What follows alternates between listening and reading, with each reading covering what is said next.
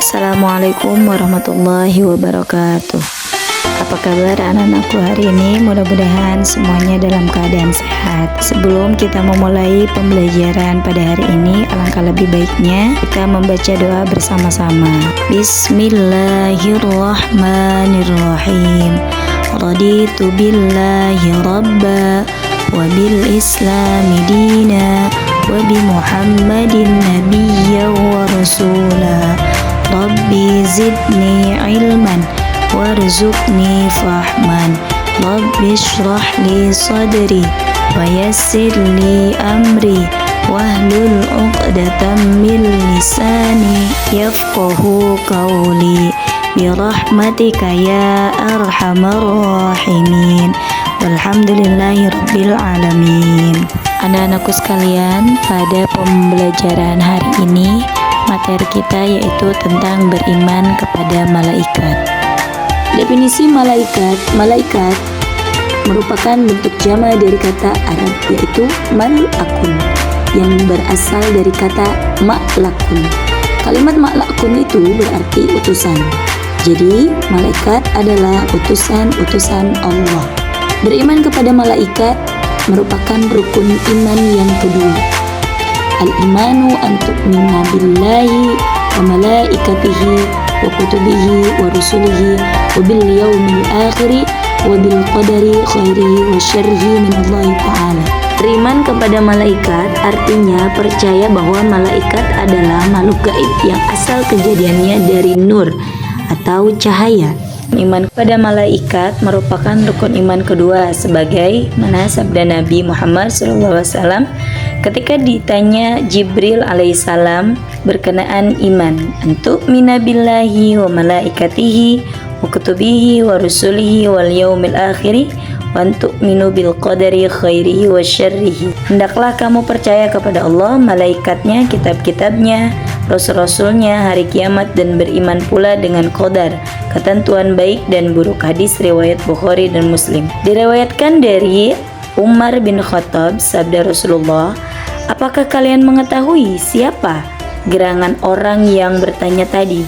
Para sahabat menjawab, Allah dan Rasulnya yang lebih tahu. Rasul bersabda, dia adalah Jibril. Ia datang kepada kalian untuk mengajarkan kepada kalian tentang din agama kalian.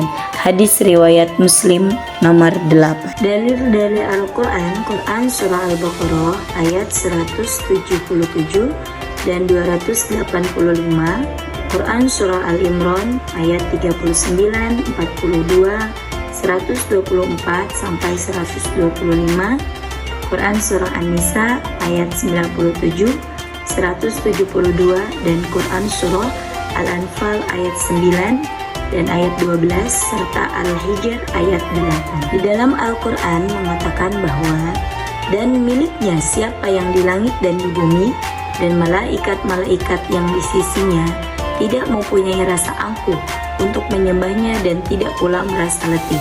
Quran surah Al-Anbiya ayat 19. Di dalam Quran surah Al-Baqarah ayat 30, malaikat berdiskusi. Ingatlah ketika Tuhanmu berfirman kepada malaikat, sesungguhnya aku hendak menjadikan seorang khalifah di muka bumi.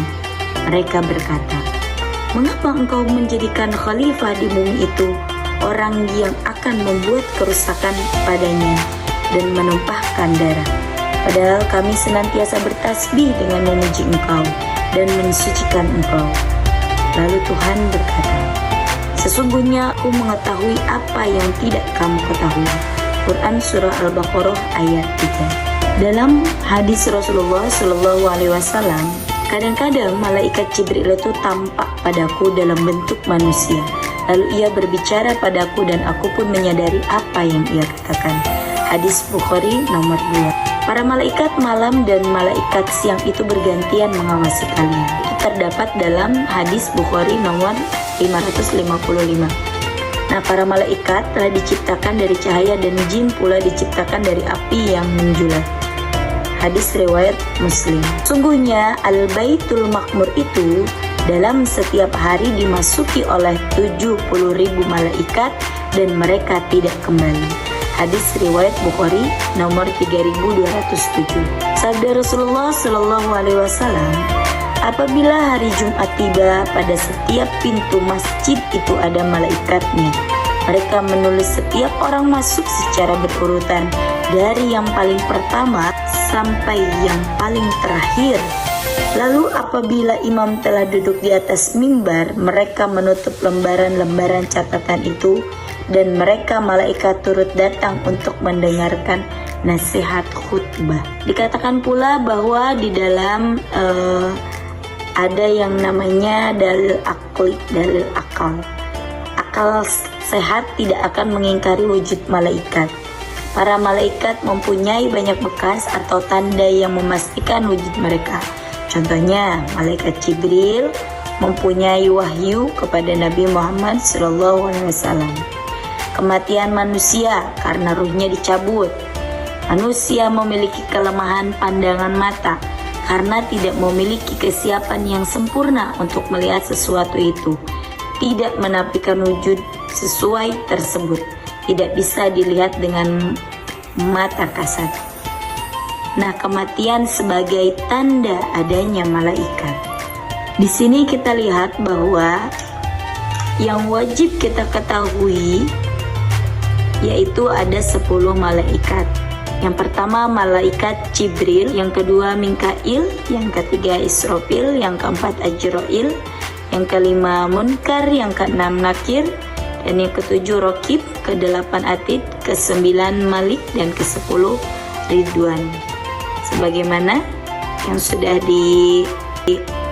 dilakukan oleh kita seperti biasa, 10 malaikat Allah dan tugas-tugasnya yang wajib kita ketahui, yang wajib kita ketahui.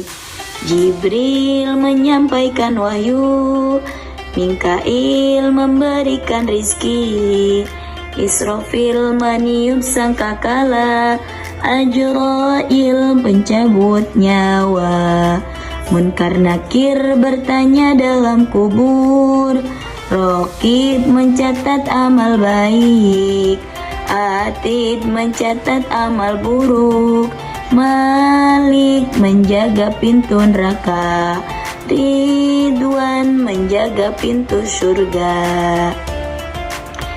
Nah, bagaimana tanda-tanda beriman kepada malaikat? Pertama, mempercayai dan meyakini dalam hati bahwa malaikat adalah makhluk gaib yang lebih dulu diciptakan Allah daripada manusia.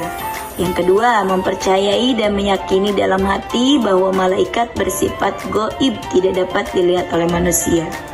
Yang selanjutnya, mempercayai dan meyakini dalam hati bahwa tugas malaikat itu bermacam-macam.